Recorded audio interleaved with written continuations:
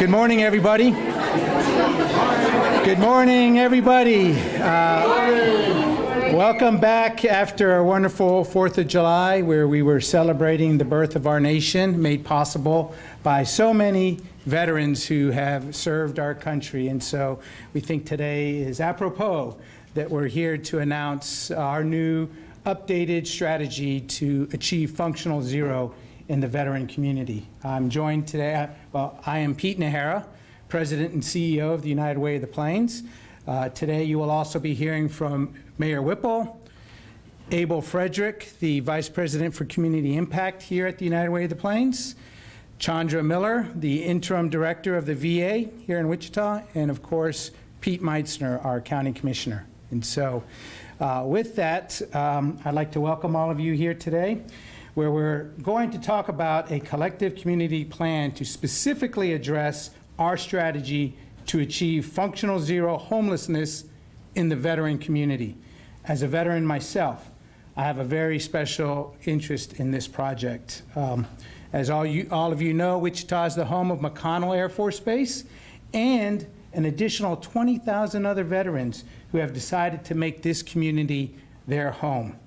I think they have stepped up as volunteers to protect our freedoms and our American way of life, that I think it's only reasonable and maybe a responsibility for all of us to step up and help these veterans make a transition back into our community and be productive members of our society.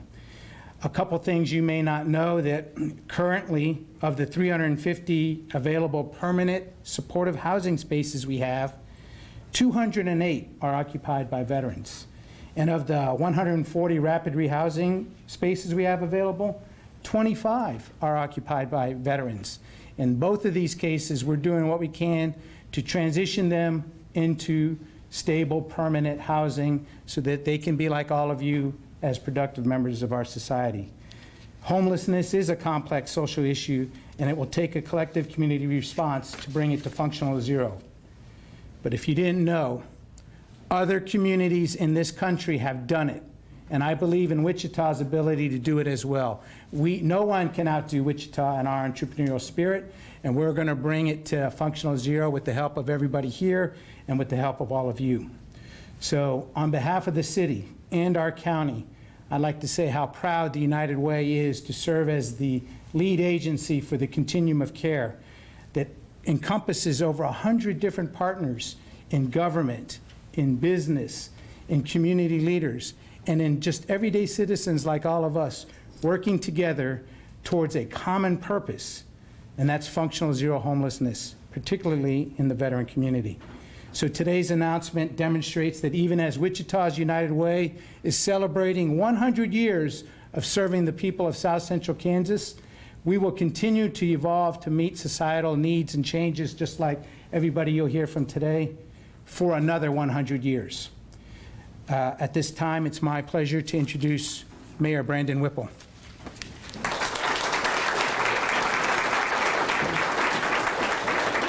Thanks, Pete. I'm Mayor Brandon Whipple, and I'm joined here with Councilmember Tuttle and also members of our homeless outreach team from our Wichita Police Department. Thank you all for being here.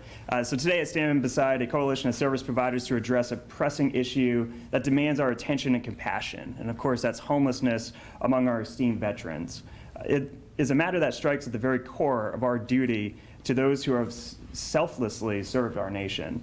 We owe it to these brave individuals to ensure that they are not left abandoned and forgotten on the streets that they once defended. Yet far too many find themselves without a roof over their heads, struggling to find stability and hope in their post-service lives. And as mayor of the city of Wichita, I believe we're way too good of a community to allow our veterans to remain unhoused.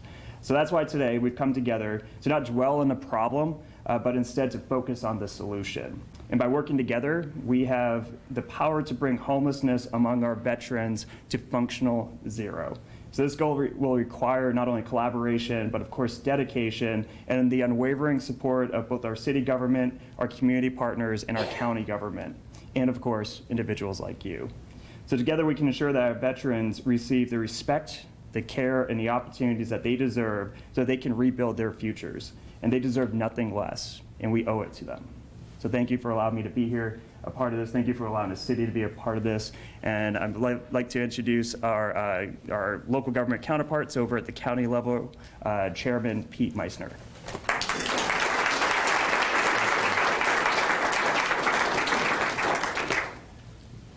Thank you, Mayor, and wow, what a great crowd. So, functional zero, was that even in your vocabulary as recently as a couple years ago? So, thanks to United Way, we've been talking about homelessness a lot, but we're now seeing tangible steps being taken thanks to the leadership of United Way and the Continuum of Care. And so my thanks to the United Way and all of our government partners and our business partners. Again, it's one of those cases where maybe we're all on the same page trying to achieve a goal. And when we work together, things start happening in a tangible way. So we're seeing more action than talk right now, and I think that's positive stuff. So arriving at functional zero, obviously you're hearing that, and the veterans world is an important part that you all have been hearing about. And even sometimes Sally and others, the veterans may not even want to admit that they're veterans because they've got an area, pride or whatever. So it's helpful that I'm learning a lot about this, and thanks to people like Steve and Pete that are helping me learn so I can help deliver the message in a positive way to get this stuff accomplished.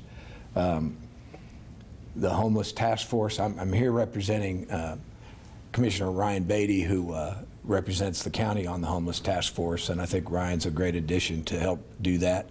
He's got a lot of passion about it, and that's very helpful. He had another important meeting this morning. I want to go back and say I'm not sure that your meeting was more important than this one, but that's all right. So anyway, another kind of a key thing is that Sedgwick County, we pushed through the 18th Judicial District. We've set up a Veterans Court that will be open in September.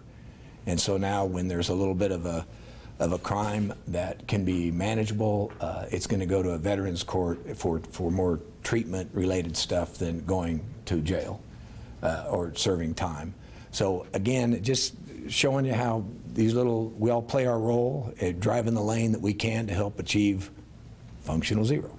So with that, and I see Nate back there running the hot team, so functional zero, if we get there, Nate, you're going to have to close down the hot team and go get another job.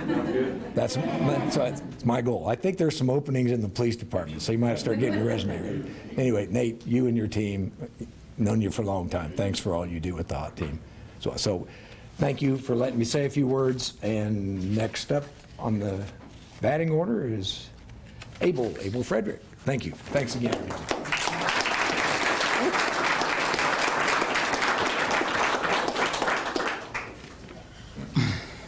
Good morning, everybody. Good morning. Y'all got to do better than that. Act like you're at least halfway like me. Good morning, everybody. Good morning. Thank you all for joining and partnering with us today. As we strive to bring our unhoused community to functional zero, where the number of people experiencing homelessness never exceeds the community's capacity to move people into permanent housing, we understand that we must address each unhoused population with strategies that works for those groups.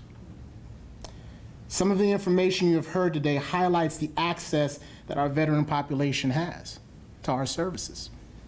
But we still have populations such as youth, families, and those who are chronically homeless.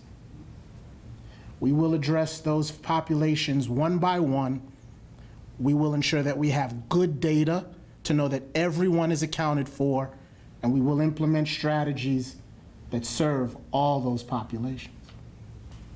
The key stakeholders in addressing homelessness for our community are committed to this initiative and are working to address this issue by having housed 1,168 of our neighbors in 2022 and 1,272 of our neighbors in 2021. Everyone plays a role in making this critical goal achievable.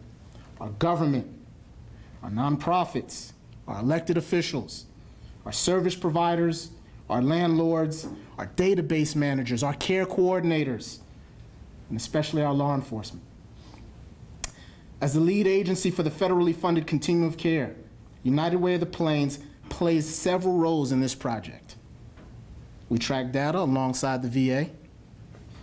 We integrate that data into the HMIS database, and we host the veteran case conferencing that takes place every 2 weeks so that we can ensure service providers discuss current barriers and how we resolve them. The progress is being made in each case by case, individual by individual.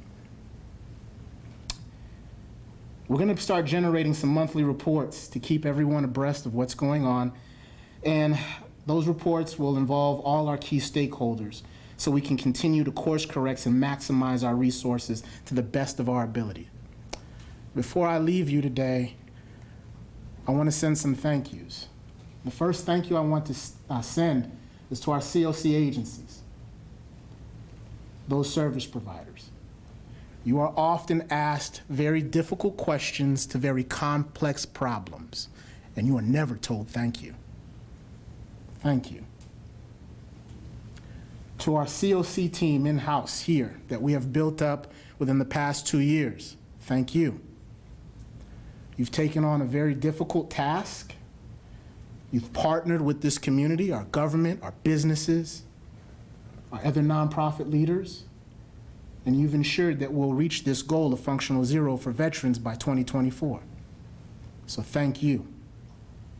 As I said earlier, we will address population by population with different strategies to ensure that this community reaches functional zero. Thank you.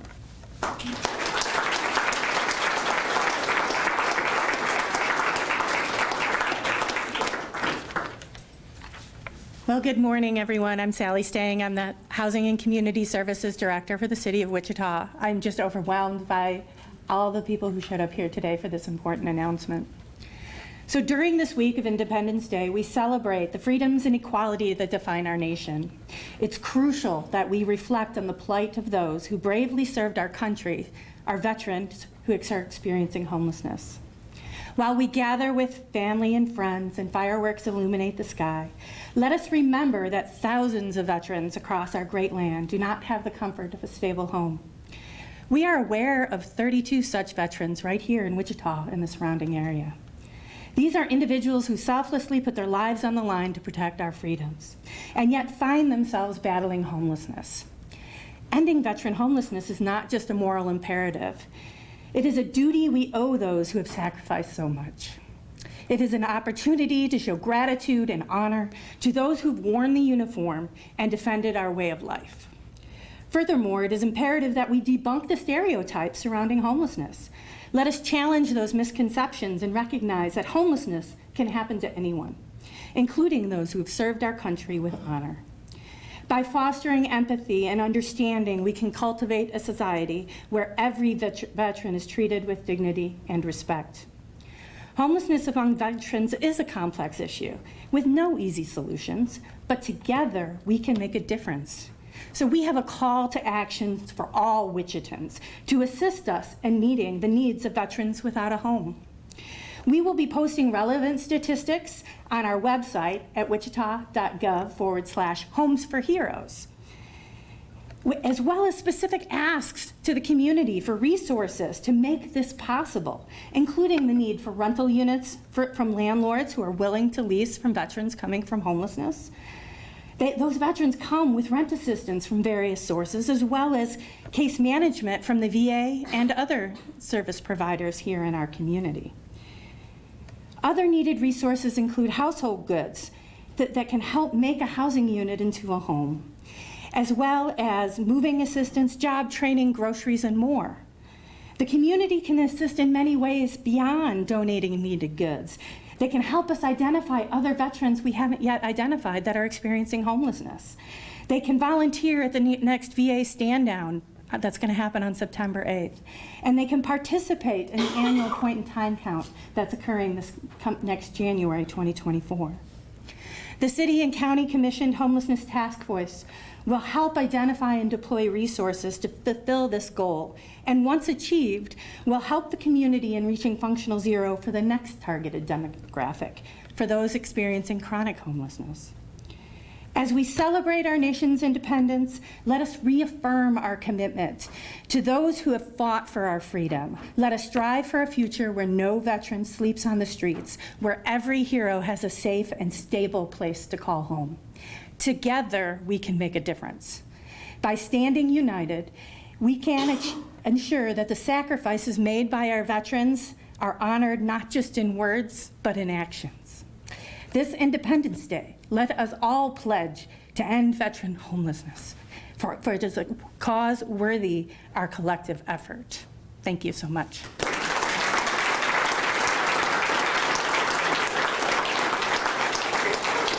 Next we have Chandra Miller from the VA. Thank you.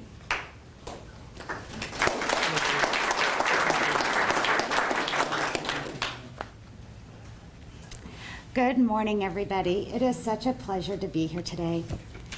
Of all the words that can be used when describing a veteran of the United States Armed Forces, noble ideas like bravery, honor, service, and sacrifice, the last we should apply to our nation's heroes is homeless.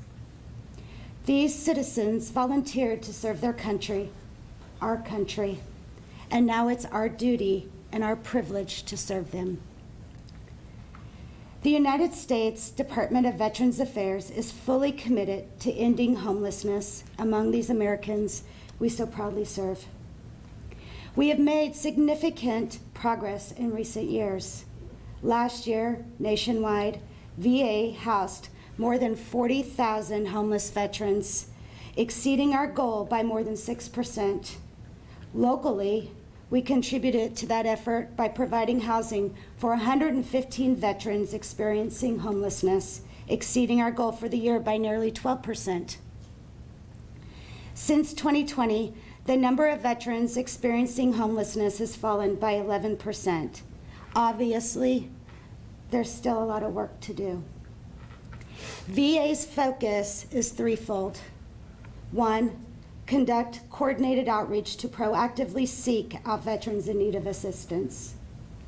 Two, connect homeless and at-risk veterans with housing solutions, health care, community employment services, and other required support and resources.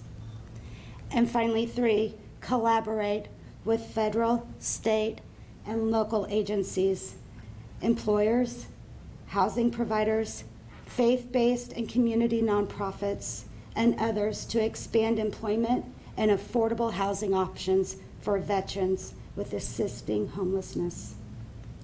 Locally, we're doing all of those. Most importantly, we've partnered with the City of Wichita, Sedgwick County, United Way of the Plains, and other community stakeholders to collaborate on reaching functional zero veteran homelessness. Due to the dynamic nature of homelessness, functional zero defines success by how many people are experiencing homelessness at any given time. This requires constant adaptation to the changing dynamics of homelessness in the community and assisting people to avoid becoming homeless in the first place. Veterans, if you are homeless or at immediate risk of becoming homeless, call the National Call Center for Homeless Veterans at 877-48-VET.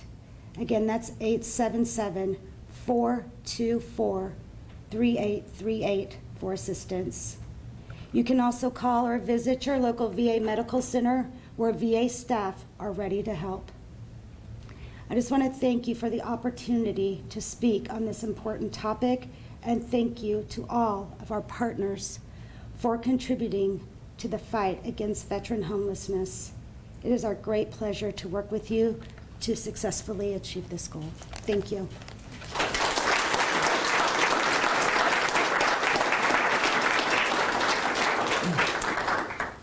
That concludes our formal remarks. At this time, we'll take any questions if there are any. Yes, ma'am. I believe Sally probably said this number already, some more point of clarification, but the latest point in time count, how many people identified as veterans in that count? So our last discussion, we were at 32. 18 of those had already been issued HUD-VASH vouchers and were already on the street looking for units. I can also tell you 3 of those people are over 70 years old. Another 9 are between 60 and 70. This is the type of data that we're going to make available on our website as we make asks to find units and resources to help people become housed. So thank you.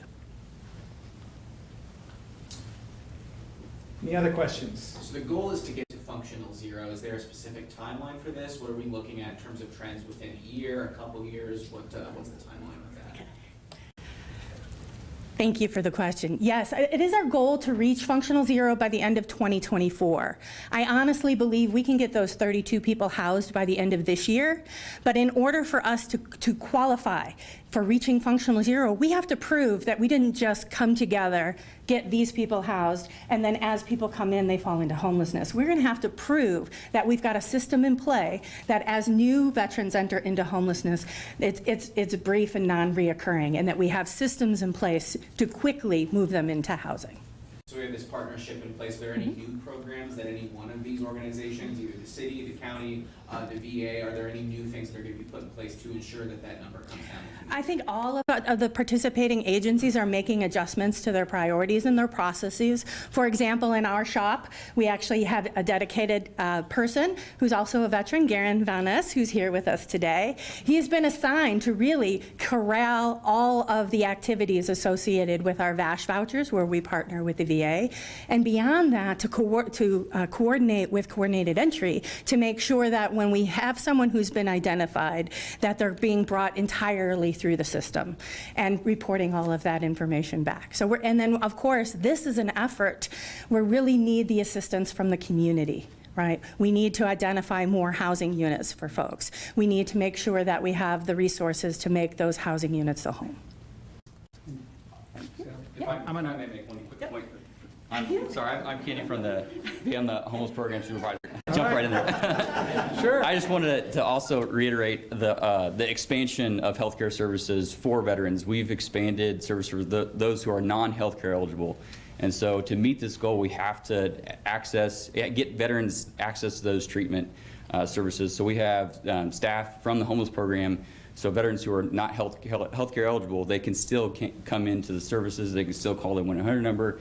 They can still get access to housing. And so all the services that they need for getting into housing, we can provide those to those veterans. So I just want to make that point of clarification for everybody so they know. Yeah.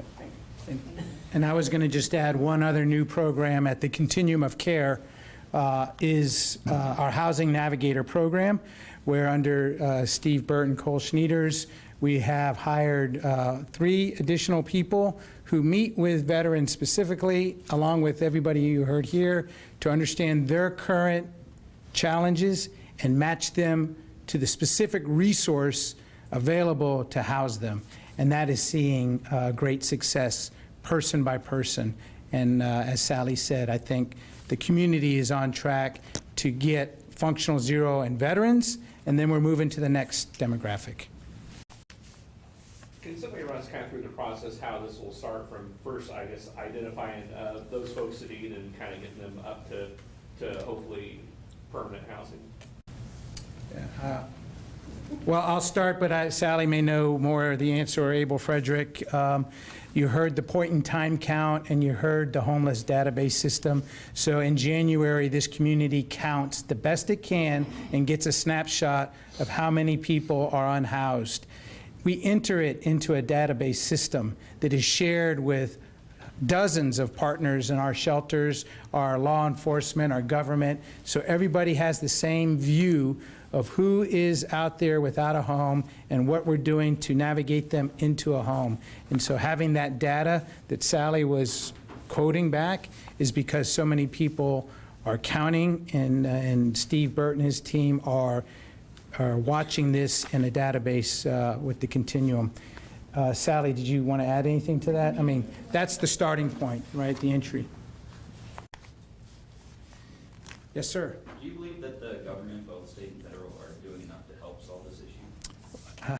I can't opine on that. I do believe, though, you heard, I don't think there's anybody in America who doesn't care about the program, and they're doing whatever they can with the resources they have, for sure. I think Wichita has a generous heart.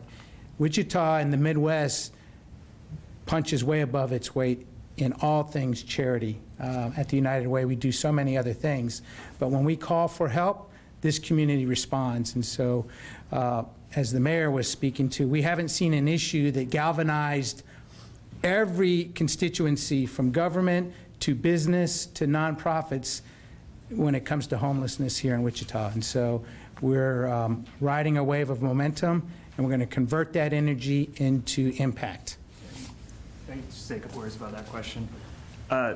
I think a lot of what we're going to see is really the synthesizing of different services from not just the nonprofit level, but as was mentioned, from the federal government and also the state government. I think that with the VA here, it's an indication that there are services that are funded by the federal government that we can actually integrate at a more local level, and even come alongside and hopefully make those services more effective. So really good question, because a lot of times it takes a lot just to make different levels of government actually work together in unison. We definitely can do that, but here in Wichita, what makes us different is how the community comes together with the nonprofit sector, with the business sector, just with community partners who want to help us achieve such a noble goal as ending or getting to functional zero when it comes to veteran homelessness. So good question. I think a lot of it is not just the services, but also make sure those services are accessible to people who are experiencing homelessness. Yes, sir. Did you have a question? Yeah, I want to make sure I'm getting the history right. I believe it's my understanding that the trends of veteran houselessness here in Wichita kind of go against the grain or go against what the national trend is. I want to make sure that that's accurate, and kind of if we've been seeing that uptick historically in the last couple of years. I think, Abel, you know the number? I can jump into it. Because I know we are going down. Veterans are going down. I know. Yeah, so as far as veteran homelessness goes, we are doing a better job of outreaching veterans and getting them into some sort of permanent supported housing, and the numbers have trended down lately. And so we actually have national goals that track these numbers on a regular basis as well. And so we're kind of, you know, in our community, we're doing, I think, far and above better than we've done in the past, and it has to do with everybody here in this room. I think if you're a part of veteran case conferencing, I know this isn't good for the cameras, but raise your hand if you're part of veteran case conferencing. I mean, we got hands all over the room. So if we have a whole group of community providers that have globbed onto this goal, and we have lots of different players involved, and so the trend is down. So to answer your question, as far as exact numbers, that's what will be posted on the website. The community can see kind of the movement and how we're making some inroads in this goal. So, yep. Hope that answers your question. And look, as we do person by person, if we come across a barrier, this collective works to change that barrier. If we run out of a resource, the community comes together to know what resource we need to provide or where we're short. But it starts with the data, and we're really pleased that we're off to a great start. Any other questions? Kind of run us through how this came to fruition. So obviously all these different agencies have already been kind of doing some of this, but now you guys are working a little bit more tighter together. Run us through kind of how that came about.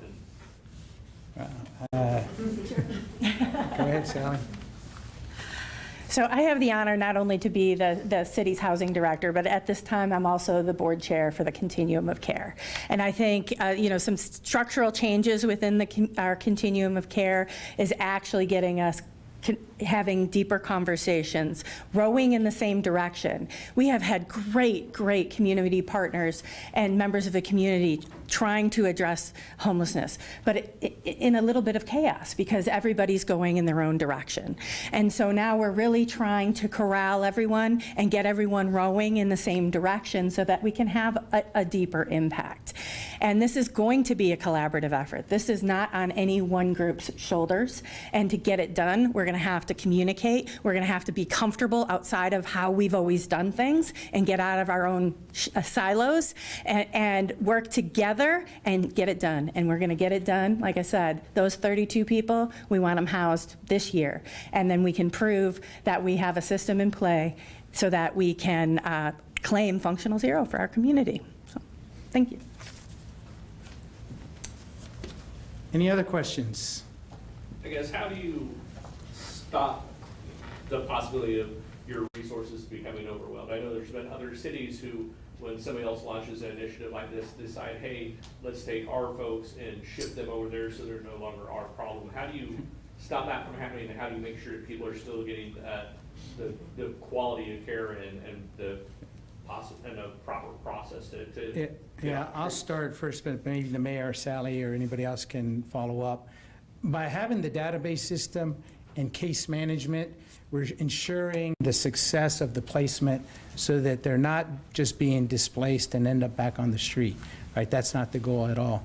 And what Sally was saying, everybody's got good ideas, but now we're coming together around one central idea on how we can end functional zero, bring homelessness to zero in the veteran population. But it's through the database that we continue to track to ensure it's not artificial, that it's long-term and permanent in that regard. And I could jump in. And it's really a collaborative effort of building upon the work that most of the folks in this room have been already doing. When it comes to making an announcement like this, it's not only dedicating resources from the city and also from the VA and from the different levels of government, but make sure that you got more folks at the table. And that's one of the ways that we found success here in Wichita that separates us from other cities, is it's not just one organization or elected leaders over here or there. It's basically if everyone's working on the same project together, it adds accountability and it adds a structure, allows that project to continue to work towards a shared goal and become more adaptive if for some reason, let's say a funding source or a resource winds up no longer being available, then having more people at the table at the shared goal allows more of those resources to be replenished. So good question, but it's one that we're going to take very serious. We do believe that Wichita is too good of a city to have folks who have defended our freedoms now living unhoused. So by making that a priority, it's going to be reflected in our budgeting, and it's also going to be reflected, of course, in our participation in this project. Yes, sir. You talked a lot about what the official agencies and groups are doing across all this department, but more broadly, what can, if anything, what can people of Wichita themselves do to help solve this issue? Yeah, I think Sally talked about a couple things, and I'll let her reiterate it. But first, we ask all the citizens to volunteer with the United Way and any of the local providers that are helping place veterans. That's just your time and attention. Secondly, you can also pledge your treasure with a small donation to help these service providers put people into stable housing in that regard. Sally has some other points when it comes to our affordable housing policies, our landlord support, things like that. Thank you, Pete. Yes, that's my key, right? Right now, our biggest gap is housing units that are willing to take people coming from homelessness, people who could have some challenging backgrounds. But with them comes case management and rent assistance to help make them successful. And you'll see changes in models where we're not, in many instances, we're not just tying an individual with a case manager, we're tying them to a team to be able to fill gaps that weren't able to be filled in the past. But we have to address this issue of affordable housing in our community is very broad, right? It's not just affecting our homeless population, but imagine it's challenging at every level. Imagine how challenging it is for someone coming from homelessness. So we continue to evaluate our policies, our procedures. We're trying to attract additional housing development, encourage more landlords to participate, working with agencies, and I've challenged them recently to say, you can't find landlords, how about become one? How about look at resources on how you can build your own housing, set your own occupancy standards, and house the people that we're trying to house. We're in a circumstance in which resources are there. We have state housing tax credits that come along, federal tax credits. We need to encourage more housing development. And then also make sure that when we are partnering with landlords, my biggest concern is that we have resources available to that landlord when they have a problem. The worst thing that we can do is make a promise to a landlord that we're going to assist if there's an issue and then not answer the phone, right? And so there is a need. There's a need for a 24/7 service center in this community. And it is something that we're working on. And we're working on that right now. But housing units, to me, is our biggest gap. Thank you. Can I add one quick point? Sure. If I get a chance to dote on my staff, I can do that. So we, at the VA, if you're a landlord out there and you have a unit, you can be rest assured you're actually going to not only have a veteran that with housing assistance from the city and a whole level of support, you also have case management staff, as Sally mentioned. And I can just tell a quick story. Last week, I had 5 staff show up at a veteran's house after a landlord had an issue with that veteran. All 5 of them showed up, spent the whole day in the hot sun helping this veteran address the issue that could lead to them losing housing. So when we're saying you're getting access to federal government services, like it's top-notch work. So I just implore landlords, friends of landlords, friends of landlords to get out there and contact us at the VA so we can help our veterans get off the streets, have an accessible unit for them. And so that's a big ask. And so if you know of anybody, please send them to the website. We've got lots of information for them to look over. So I'm done plugging. Yes, any other questions? Any other questions?